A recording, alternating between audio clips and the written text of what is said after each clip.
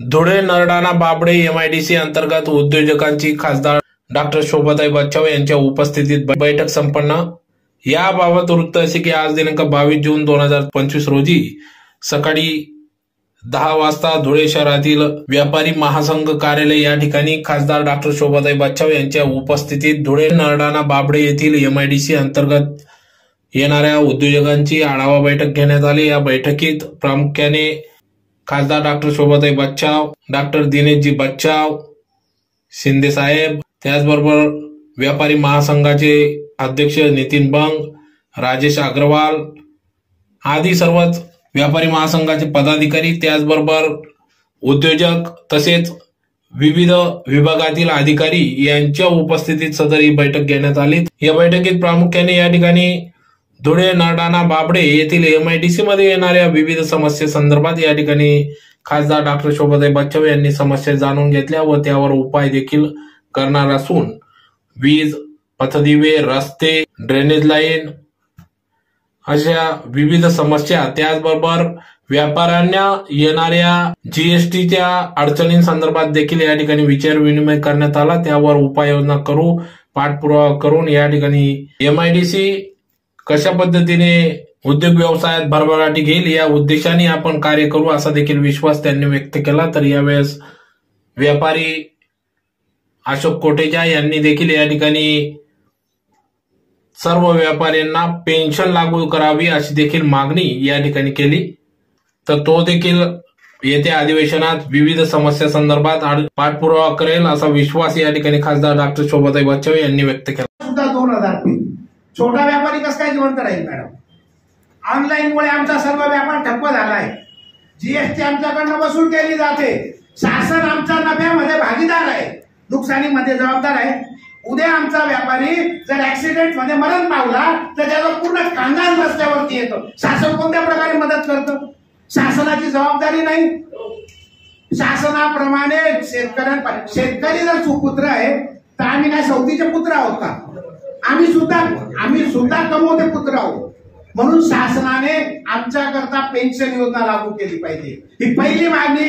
Madam तुम्ही आमचा संपूर्ण व्यापाऱ्यांतर्फे मागवा आणि जीएसटी मधनं आम्हाला पेन्शन द्या।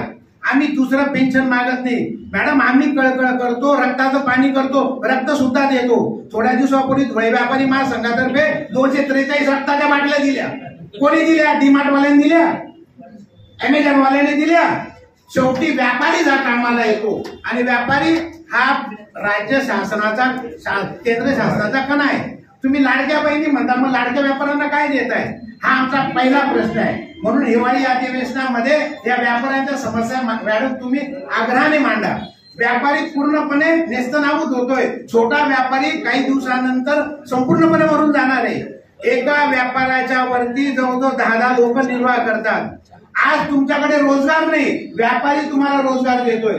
माझ्या 2000 किराणा दुकानं धुळे शहरात चालतात, त्याच्यामध्ये 20,000 लोकांना रोजगार भेटतोय। आम्ही जर बंद पडले तर पुढे शासन काय करणार आहे? आमच्या पैशांवरती शासन योजना राबवतं आणि आमच्याकरता काहीच करत नाही। म्हणून आमची आग्रहाची विनंती मॅडम की तुम्ही कॉम्पिटिशन फार वाढली आहे आणि सरकार फक्त मोठ्या लोकांकरता आहे, आमच्याकरता नाही। कोणताच पक्ष नाही, सगळ्याच पक्षांनी आम्हाला धुवून टाकलेलं आहे। मी अगदी तुमच्या तोंडावरती सांगतो मॅडम, ही व्यापाराची कळकळीची विनंती आणि असं जर नाही झालं तर काही दिवसानंतर व्यापारी याप्रमाणे नेस्तनाबूत होणार आहे। म्हणून जाता जाता फक्त 2च शब्दात सांगतो मॅडम, बढ़ती हुई कॉम्पिटिशन से हर व्यापारी का भाग्य फूटा। बढ़ती हुई कॉम्पिटिशन से हर व्यापारी का भाग्य फूटा। अरे कितना भी पैसा कमाओ, आखिरी हमें ऑनलाइन वाला नहीं लूटा। आपके ऊपर लगी उम्मीद की नजर, कुछ ऐसा काम करो भैया खुशी का गजर। वक्त आ गया ताई, बदल दे आपके हाथों से हमारे व्यापारियों का हुलिया। हर युग में दुआ देगा, नाम इसका दुलिया। एमआयडीसीच्या प्रश्नांमध्ये तुम्ही सीबी वीज पुरवठ्याच्या संदर्भामध्ये मेजॉरिटी प्रश्न होते, त्या संदर्भात महाजन साहेबांनी आपल्याला अतिशय आपल्याला आश्वासन दिलेलं आहे की आम्ही 8 ते 15 दिवसामध्ये तातडीने हा खंडित विद्युत पुरवठा आम्ही निश्चितपणे करू आणि त्यांचे जे काही लॉंग टर्मचे जे प्रश्न आहेत तर त्यांनी जो काही पाठपुरावा फेडरलच्या संदर्भामध्ये केलेला आहे किंवा इतर त्यांचे 12 कर्मचारी म्हणजे इंजिनियर्स कमी आहेत, तो प्रस्ताव त्यांनी पाठवलेला आहे, कोणाकडे पाठवलेला आहे त्याचा पाठपुरावा देखील आम्ही करू. आम्हा सर्व खासदार आमदारांना आपण त्या संदर्भामध्ये पत्र द्या. त्यानंतर रस्त्यांच्या संदर्भामध्ये देखील सांगण्यात आलं. तर काही रस्त्यांच्या कामांचे तातडीने पूर्तता करण्याच्या संदर्भामध्ये अधिकारी महोदयांनी सांगितलेलं आहे. आणि काही रस्ते हे करण्यात येणार आहेत, त्याच्यामध्ये मॉडेल्स रोडच्या धर्तीवर त्यांनी ते रस्ते करावे असं देखील मी त्यांना सांगितलं. त्यानंतर पाणी प्रश्नाच्या संदर्भामध्ये चर्चा झाली. तर पाणी प्रश्नाचा आता सध्या चांगल्या पद्धतीने पाणी पुरवठा होणार आहे, परंतु भविष्यामध्ये अक्कलपाडा धरण पूर्ण क्षमतेने 100% भरल्यानंतर MIDC साठी 10% पाणी पुरवठा त्याच्यातून करण्यात यावा अशी मागणी मी या ठिकाणी केलेली आहे. आणि पिण्याच्या पाण्याच्या संदर्भामध्ये निश्चितपणे आपण पाठपुरावा करू. नाहीतर फिल्ट्रेशन प्लांट आहे पण RO सिस्टीम बसवता येईल का त्याचा सुद्धा आपण विचार करू असं मी या ठिकाणी सांगते. आणि सुरक्षेच्या संदर्भामध्ये देखील यांनी आपल्याला आश्वासित केलेलं आहे की जे पण काही प्रश्न असतील, केस रजिस्टर करायची असेल, गुन्हा दाखल करायचा असेल, तर कोणी आपल्याला त्रास देत असेल तर त्या संदर्भामध्ये निश्चितपणे गुन्हे दाखल होतील. हे जे सर्व अधिकाऱ्यांनी आपल्याला आश्वासित केलेलं आहे.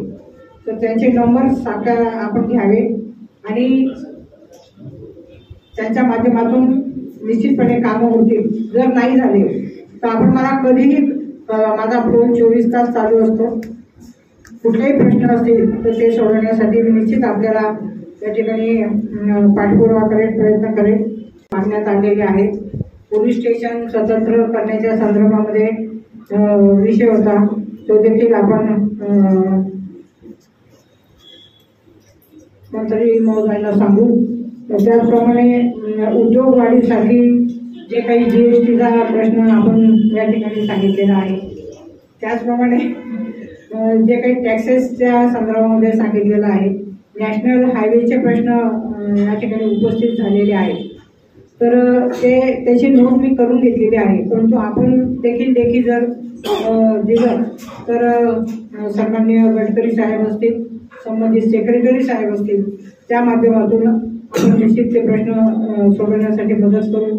आपला पिंपळगाव ते धुळे हा 6 लेनिंग देखील मंजूर झालेला आहे. ते पण पत्र मी गडकरी साहेबांना दिलं होतं. आणि अनेक ठिकाणी सर्व्हिस रोड असतील, बायपास असतील, अंडरपास असतील, उड्डाण पूल असतील, म्हणजे ओव्हरब्रिज असतील, ते देखील सर्व कामं या ठिकाणी मंजूर करण्यात आलेले आहे. परंतु आपण जो सांगितलं की MIDC पासून कोणता रस्ता आहे,